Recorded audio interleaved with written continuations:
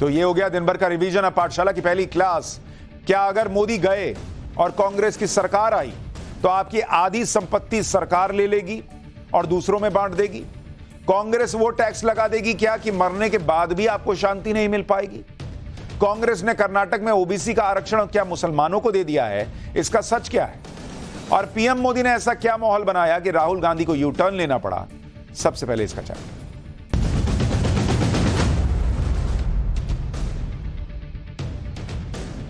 पिछले कुछ दिनों से प्रधानमंत्री नरेंद्र मोदी लगातार कह रहे हैं कि अगर कांग्रेस सत्ता में आई तो आपसे मंगलसूत्र तक छीन लेगी और आपकी संपत्ति मुसलमानों में बांट देगी। कांग्रेस को इससे बड़ी तकलीफ हुई और उसके नेता लगातार इस पर सफाई दे रहे हैं। लेकिन कांग्रेस की मुसीबत यह है कि एक चीज से निकलते नहीं है कि वो दूसरे में फंस जाते हैं।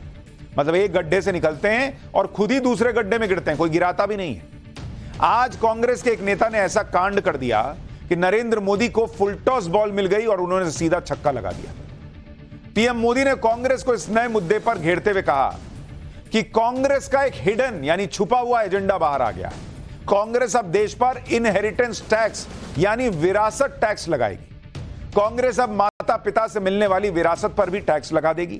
कांग्रेस का मंत्र है कांग्रेस की लूट जिंदगी के साथ भी और जिंदगी के बाद भी। एक बार पीएम मोदी को सुनिए, फिर बताऊंगा कि यह विरासत टैक्स की बात आई कहां से, इसका राहुल गांधी के सियासी गुरु से क्या कनेक्शन, और अगर यह वाकई में आया नहीं आया तो क्या होगा।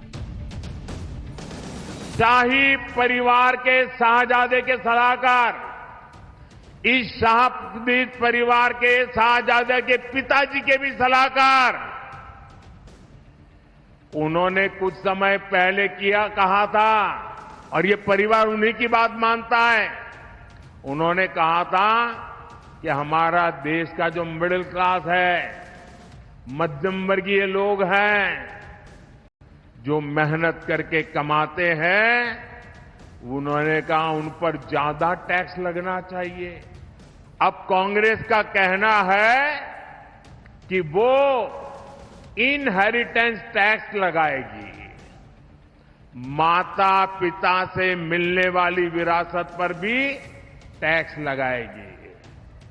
आप जो अपनी मेहनत से संपत्ति जुटाते हैं वो आपके बच्चों को नहीं मिलेगी, बल्कि कांग्रेस सरकार का पंजा उसे भी आपसे छीन लेगा। यानी कांग्रेस का मंत्र है कांग्रेस की लूट, कांग्रेस का मंत्र है कांग्रेस की लूट, जिंदगी के साथ भी और जिंदगी के बाद भी। पीएम मोदी ने आज विरासत टैक्स की बात करके कांग्रेस को दरअसल इसलिए घेरा क्योंकि कांग्रेस के एक बेशकीमती नगीने सैम पित्रोदा, अजब अजब लोग हैं भाई इनके पास, नगीना से कम नहीं है भाई साहब। ये जनाब इंडियन ओवरसीज कांग्रेस के चेयरमैन हैं, राहुल गांधी के बहुत करीबी हैं, इनके राजनीतिक गुरु भी कई बार कहे जाते हैं। ये विदेश जाते हैं राहुल गांधी तो ये साथ साथ नजर आते हैं, और ये सही कह रहे थे नरेंद्र मोदी जी कि ये राजीव गांधी के भी साथ साथ रहते थे।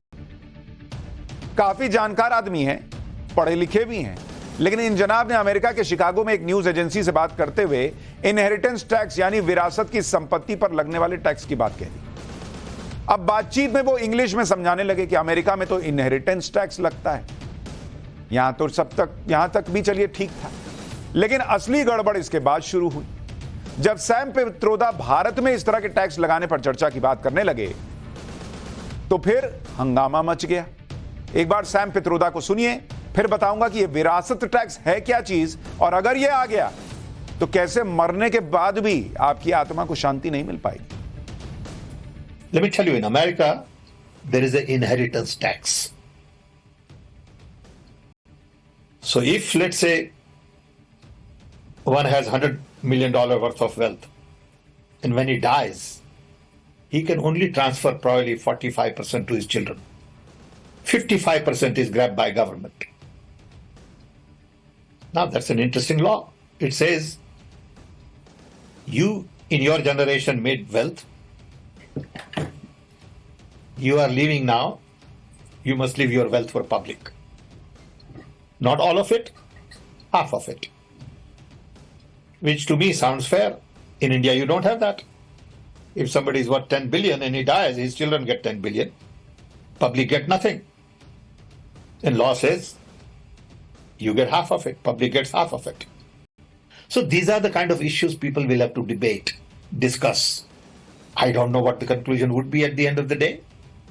But when we talk about redistributing wealth, we are talking about new policies, new programs that are in the interest of the people and not in the interest of super rich only.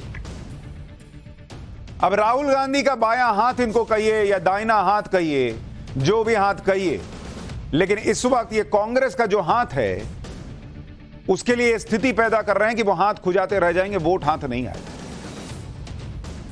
ये सोचने, विचार करने, इस पर बहस करने के लिए कह रहे हैं कि आप जीवन भर अपनी संपत्ति इकट्ठा करें कि मरने के बाद कम से कम मेरा परिवार सही से चले, मेरे बच्चे, बीवी, माता पिता सब ठीक से चलें, और पता चले कि आपके मरने के बाद आपने 1 लाख रुपया जमा किया है तो 45,000 परिवार को मिलेगा, और पता चला 55,000 रुपया जो है वो चला गया कि समाज में बांट दो, समाज में बांट दो।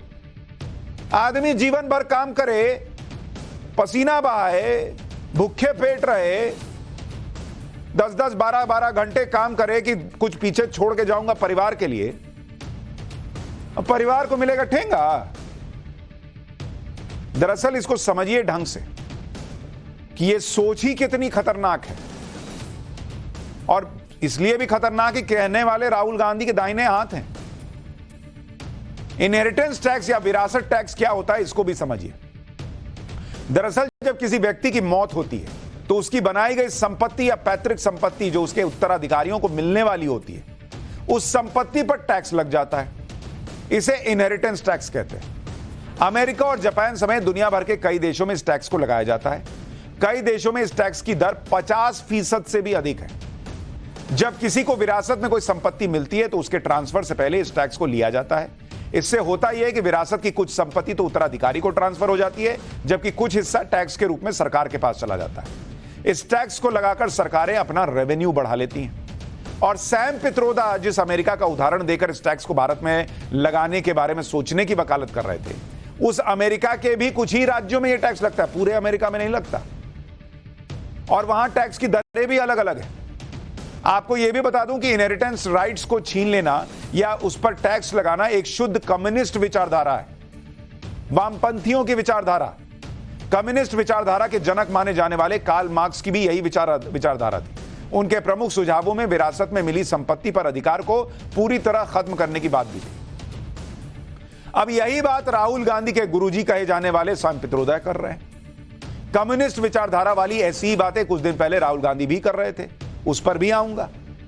लेकिन पहले यह समझ लीजिए कि भारत में विरासत टैक्स को लेकर क्या स्टेटस है। अभी देश में विरासत टैक्स का कॉन्सेप्ट नहीं है, लेकिन एक वक्त ऐसा था जब यहां भी विरासत टैक्स वसूला जाता था।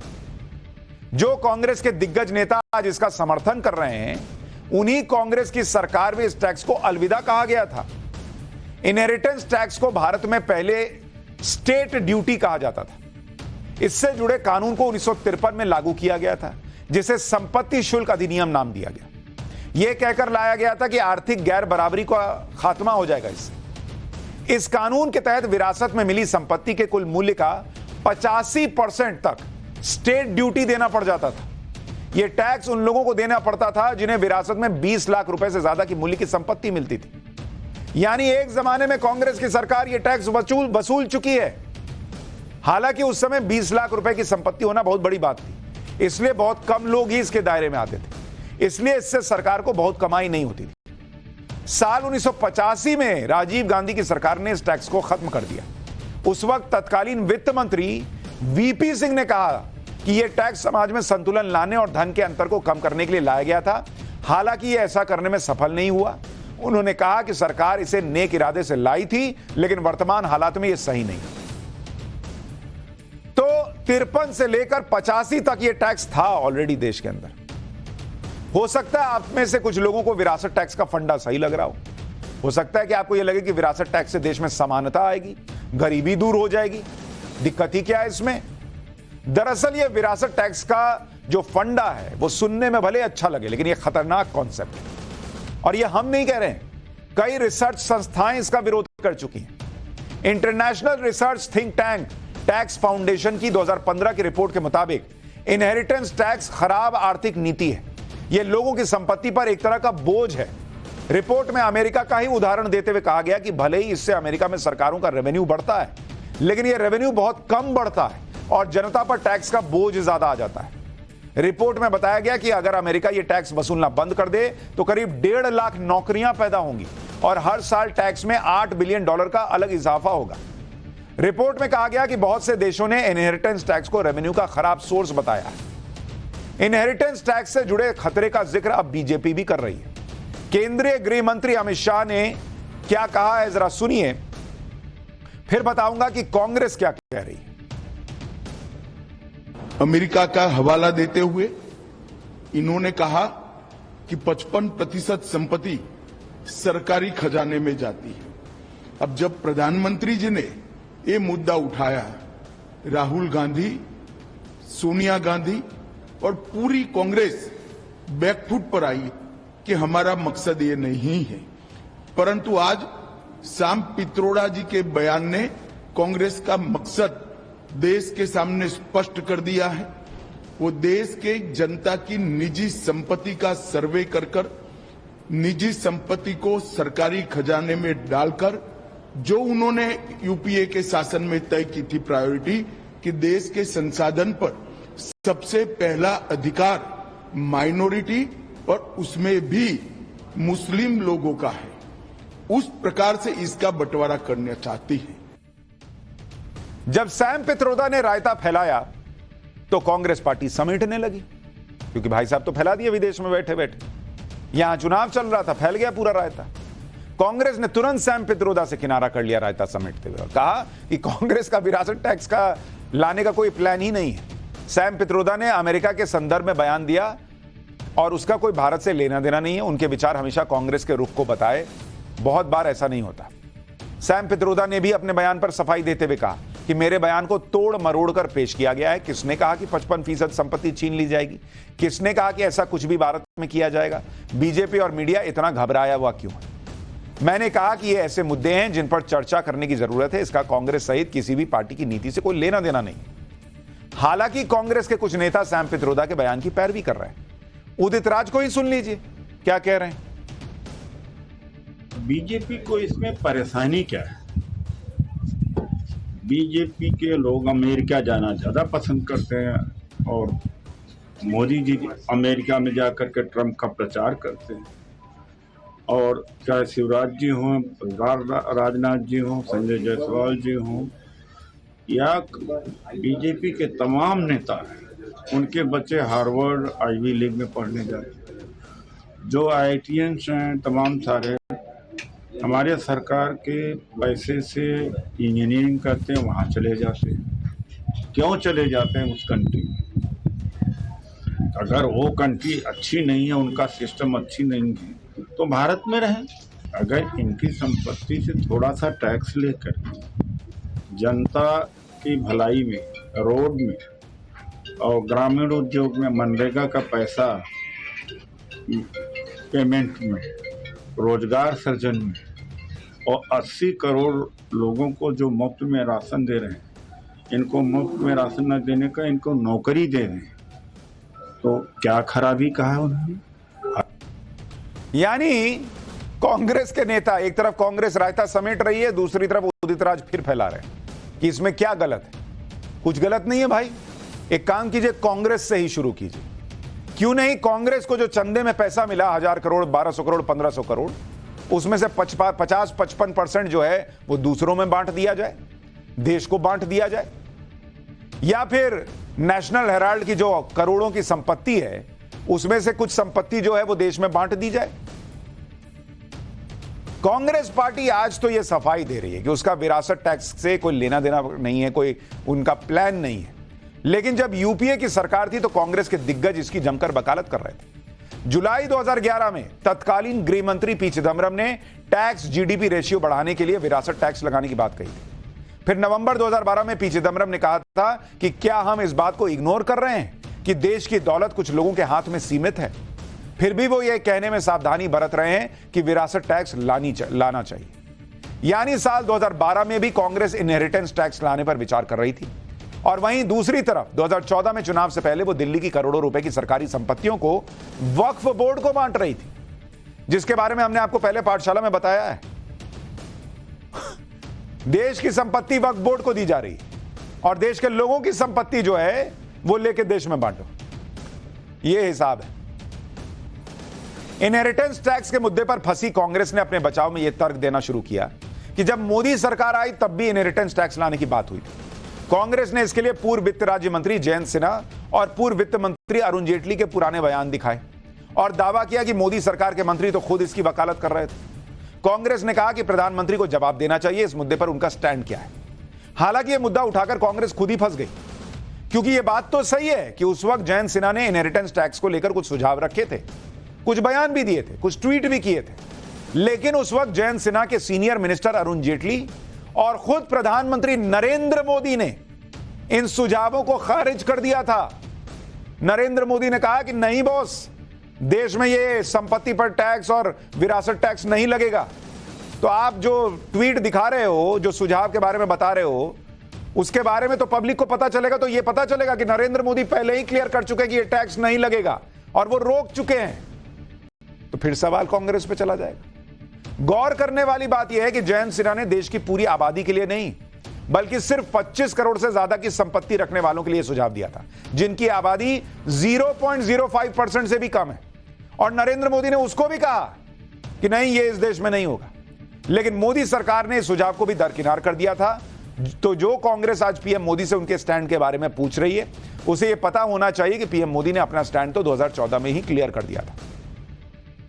इसी तरह से अरुण जेटली को भी लेकर यह आरोप लगाया गया कि तत्कालीन वित्त मंत्री अरुण जेटली भी साल 2018 में इनहेरिटेंस टैक्स का समर्थन कर रहे थे। लेकिन आप देखिए, 2018 से 2024 आ चुका है, लेकिन मोदी सरकार ऐसा कोई टैक्स सिस्टम न लागू करती दिखी, न इसे लागू करने का कोई संकेत दिया।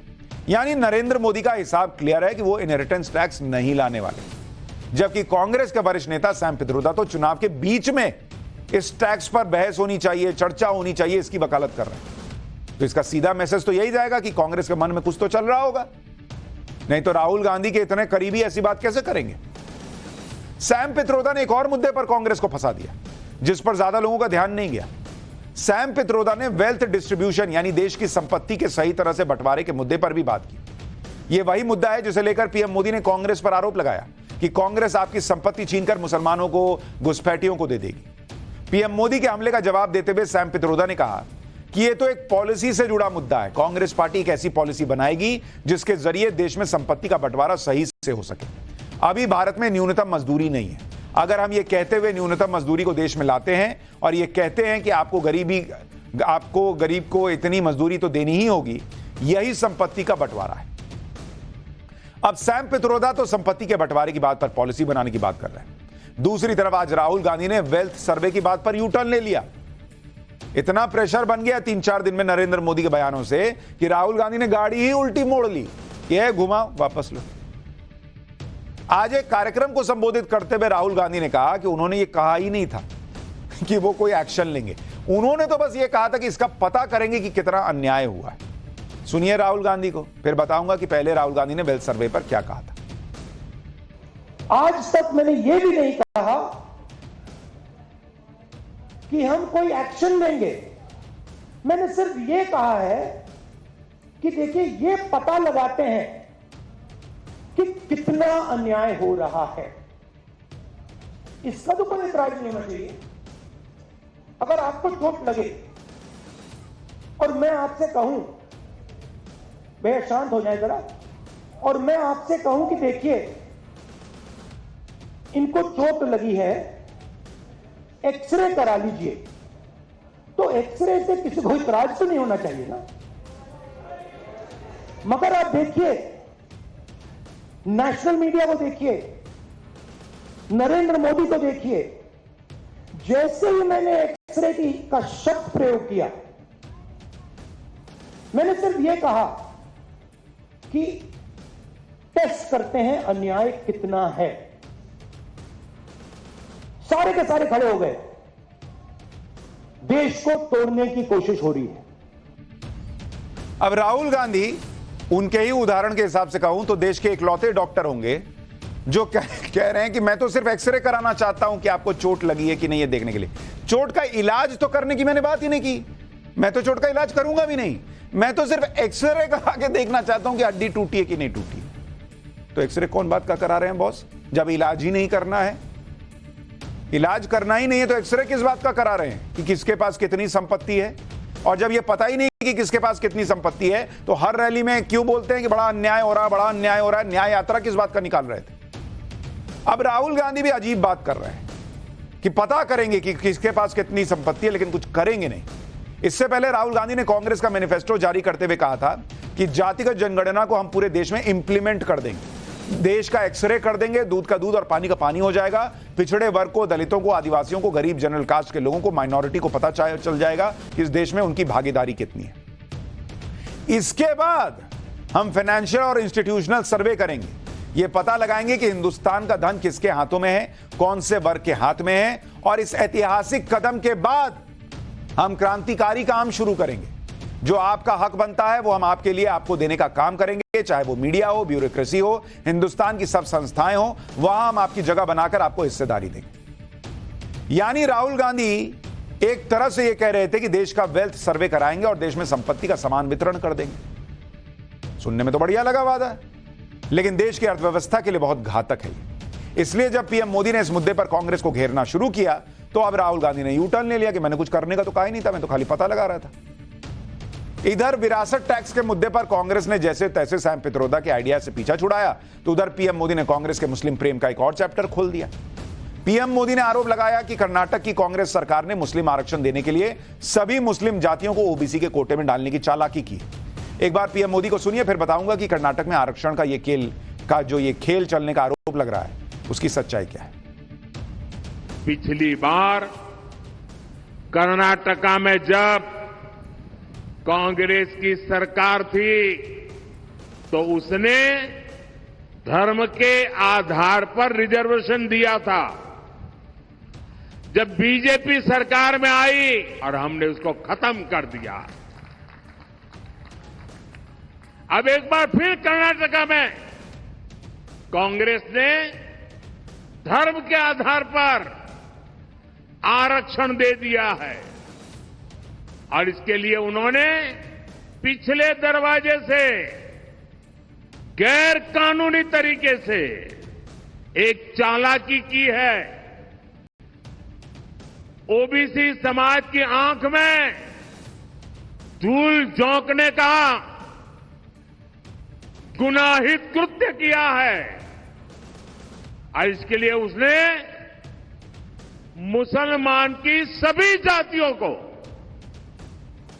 एक ही कागज निकालकर सबको ओबीसी कोटा में डाल दिया।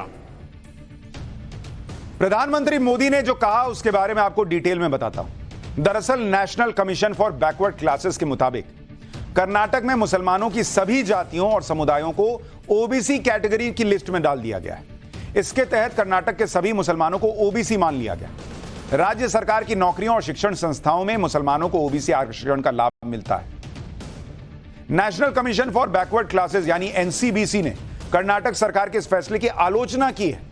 एनसीबीसी ने कहा है कि मुसलमानों को इस तरह से बैकवर्ड क्लास में डालना सामाजिक न्याय के सिद्धांतों को कमजोर करता है। धर्म के आधार पर आरक्षण सामाजिक न्याय के खिलाफ है। एनसीबीसी के चेयरपर्सन हंसराज गंगाराम अहीर ने कर्नाटक सरकार से सवाल पूछा है कि किस आधार पर मुसलमानों को ओबीसी वर्ग में डाल के आरक्षण दिया गया है। दावा है कि कर्नाटक सरकार की तरफ से एनसीबीसी को कोई स्पष्टीकरण अभी तक नहीं दिया गया है। कर्नाटक में कांग्रेस ने कैसे मुसलमानों को ओबीसी कैटेगरी में आरक्षण दिया उसकी हिस्ट्री भी आपको बताता हूं। 1993 में कांग्रेस नेता वीरप्पा मोइली ने सीएम रहते हुए मुसलमानों को ओबीसी के तहत आरक्षण दिया था। मुसलमानों को ओबीसी कैटेगरी के तहत 6% आरक्षण मिला था। सुप्रीम कोर्ट ने आरक्षण की सीमा 50% कर दी तो कांग्रेस ने मुसलमानों का आरक्षण 4% कर दिया। मुसलमानों को रोजगार, शिक्षा और राजनीतिक प्रतिनिधित्व में आरक्षण मिलता था। मार्च 2023 में कर्नाटक की बीजेपी सरकार ने मुसलमानों का आरक्षण खत्म कर दिया। मार्च 2023 में ही कांग्रेस ने वादा किया कि सत्ता में आने पर फिर से मुसलमानों को आरक्षण लागू करेंगे और कांग्रेस ने ऐसा ही किया। टैक्स से लेकर आरक्षण तक के मुद्दे पर तो पीएम मोदी ने कांग्रेस को घेरा ही। उन्होंने आज प्रधानमंत्री पद के चेहरे के मुद्दे पर पूरे इंडी गठबंधन को लपेट लिया। सुनिए एक बार उन्होंने क्या कहा। उन्होंने फॉर्मूला बनाई है कि कौन प्रधानमंत्री बनेगा। कहा जा रहा है कि ये लोग 1 ईयर 1 PM फॉर्मूला बना रहे हैं, यानी 1 साल 1 PM, दूसरे साल दूसरा PM, तीसरे साल तीसरा PM, चौथे साल चौथा PM, 5वें साल 5वां PM। बताओ भाई क्या होगा देश का? इसका मतलब ये PM की कुर्सी का भी ऑक्शन करने लग गए हैं। भाई बताइए, जो बोली बोलेगा 1 साल बैठेगा,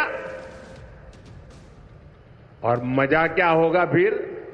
जो एक ऊपर बैठेगा ना, 4 लोगों को कुर्सी की टांग पकड़ करके बैठ जाएंगे और मौके की तलाश में रहेंगे कि इसका साल पूरा कब होता है, उसको हिलाते रहेंगे। भाइयों बहनों, यूं तो जो सुनने के बाद लगता है कि यार तो शायद मुंगेरी लाल के सपने जैसा होगा। यानी प्रधानमंत्री लगातार विपक्ष उसकी जो पॉलिटिक्स है उसको एक्सपोज कर रहे हैं, सवाल उठा रहे हैं और बार बार कह रहे हैं कि किसी धर्म विशेष के लिए व्यवस्था करने वाली पॉलिटिक्स नहीं चलेगी, सबको साथ लेकर चलना होगा और देश को इन्हीं दोनों में से किसी एक को चुनना होगा। ये वो बार बार कह रहे हैं।